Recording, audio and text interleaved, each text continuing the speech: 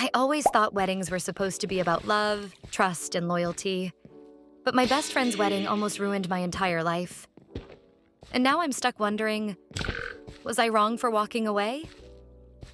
I'm a 27-year-old woman, and my best friend Rachel has been in my life since we were kids. We grew up together.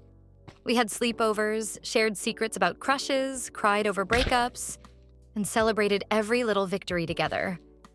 She wasn't just my best friend. She was my sister in every way that mattered. So when Rachel told me she was engaged, I was thrilled. Her fiancé, Chris, seemed like a decent guy the first few times I met him. Maybe a little too smooth, maybe a little too charming, but I brushed it off. After all, Rachel was happy, and that's what mattered most to me. But sometimes the people you trust the most are the ones who betray you in ways you can't even imagine. It started with a late-night Instagram message. I saw a notification at 2 in the morning, and when I opened it, my heart stopped. It wasn't from a random stranger. It was from Chris, my best friend's fiancé. The message said, "You looked amazing last weekend. Rachel doesn't even know how lucky she is to have you as her maid of honor." My stomach dropped. Compliments are one thing, but the way he worded it felt wrong. I didn't reply. I closed the app and told myself maybe I was overthinking. But then, the very next night, another message came. This time it was worse. "Don't tell Rachel I said this, but sometimes I wonder what would have happened if I met you first." I froze. I read it 3 times just to make sure I wasn't imagining things. But no, it was right there, in black and white. The man who was supposed to be marrying my best friend was hitting on me, less than 2 months before his wedding. For days, I didn't know what to do. My hands would shake every time my phone buzzed. I felt sick, like I was carrying this massive secret that could blow up everything.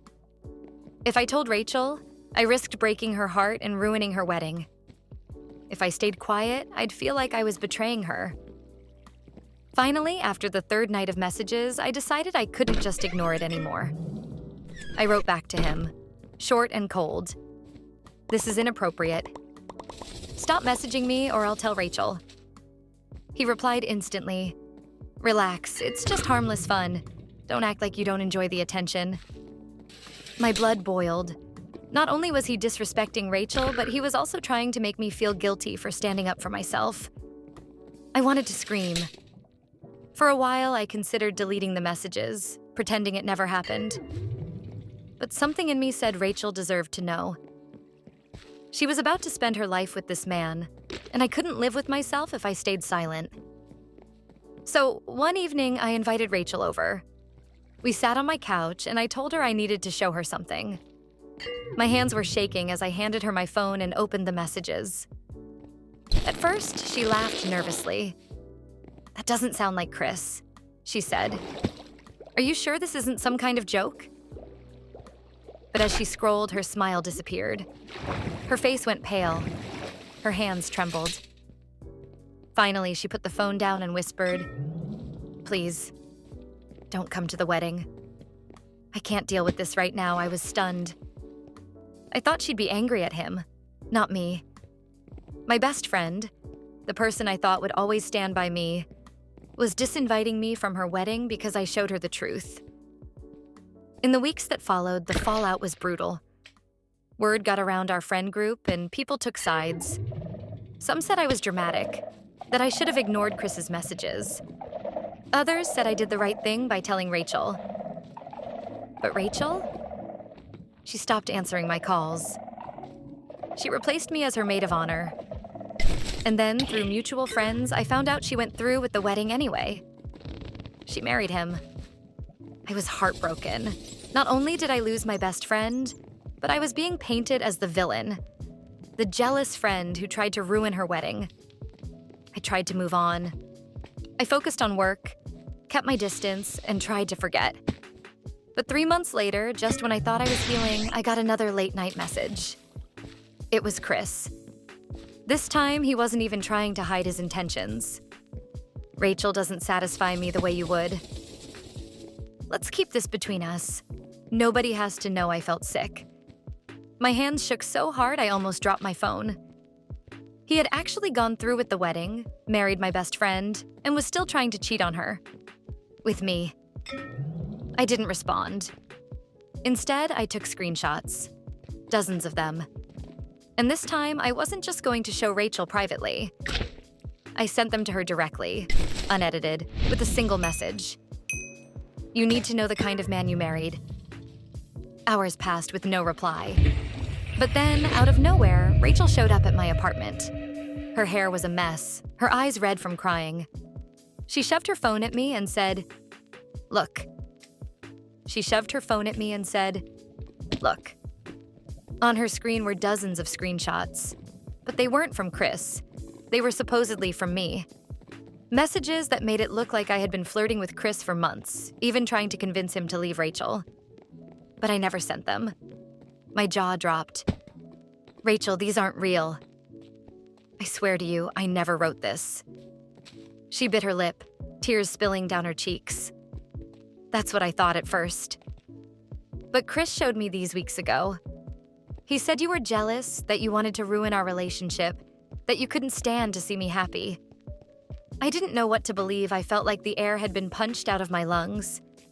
My own best friend, the girl who had once pinky sworn under the covers at age 12 that we'd never betray each other, had been led to think I was stabbing her in the back. And Chris? He was the one orchestrating all of this. My mind raced. How far had he gone to cover his tracks? Did he actually fake conversations to frame me?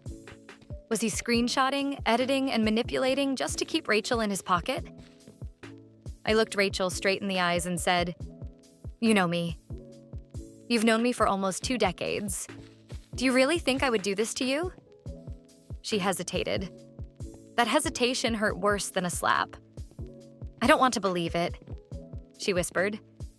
"But he's my husband. He convinced me you were lying, and I shut you out because of it." Something inside me broke. Not just because of Chris's betrayal, but because Rachel, my sister in all but blood, had believed him long enough to throw away everything we had. But before I could respond, another notification popped up on her phone. It was Chris.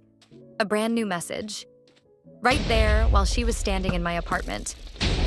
We both stared at the screen as it lit up. Don't let her turn you against me. She's always wanted what's yours. You know she can't stand seeing you happy. Rachel gasped. My stomach twisted. It was the most blatant manipulation yet. And for the first time, I saw the doubt in Rachel's eyes shift. Not toward me, but toward him. We sat together on my couch, scrolling through all the evidence. My screenshots, his supposed screenshots. The lies he had woven like a spider's web. The truth and the forgeries were tangled so tightly it was hard to tell which was which. But then Rachel noticed something. "Wait," she said. She zoomed in on one of the fake conversations Chris had shown her. "Look at the timestamp.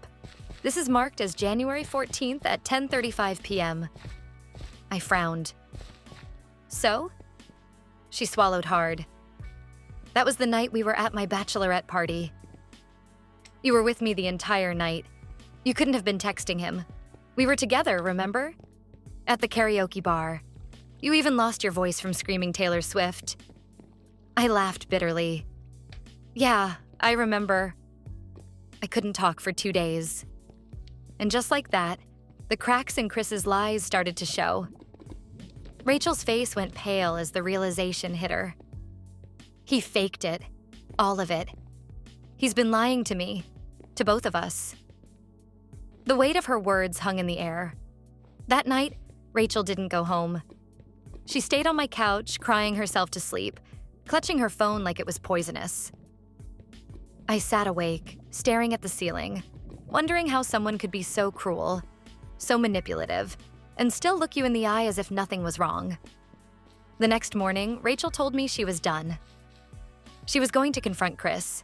We went together. My heart was pounding as we walked into the apartment she shared with him. Chris was sitting on the couch, calm as ever, scrolling through his phone. He looked up, smiled, and said, "Hey, babe." "Hey."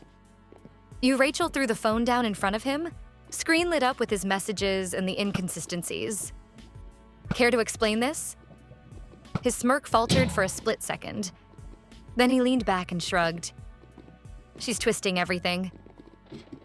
You know she's always been jealous of us, but Rachel wasn't buying it anymore. Enough. I know you faked those screenshots. You couldn't even get the timestamps right. The room went silent. For the first time since this nightmare began, I saw Chris lose control of the narrative. He stammered, trying to come up with excuses, but Rachel wasn't listening. She packed a bag while I stood by the door, ready to shield her if he tried anything. When she was done, she looked at him one last time and said, "We're done." And then we left. The weeks that followed were a blur. Rachel filed for separation almost immediately.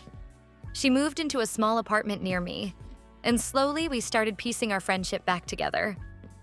She apologized 1,000 times for doubting me. I told her I understood, because manipulation that deep can make anyone question even the people they love most. But the scars are still there, for both of us. Sometimes, late at night, I replay everything in my head. The messages, the lies, the look on her face when she asked me not to come to the wedding, the pain of losing my best friend, even temporarily, because of someone else's deceit.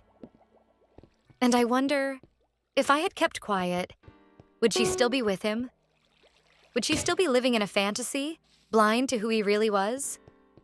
Or did my choice, messy, painful, devastating as it was, actually save her from years of misery? All I know is this: love isn't supposed to be built on secrets. Friendship isn't supposed to be destroyed by lies. And sometimes doing the right thing means losing everything.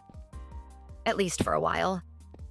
So Reddit AITA for refusing to go to my best friend's wedding after I found out her fiancé was hitting on me? Because looking back, the only thing worse than not going would have been sitting in the front row, smiling and clapping for a marriage built entirely on lies.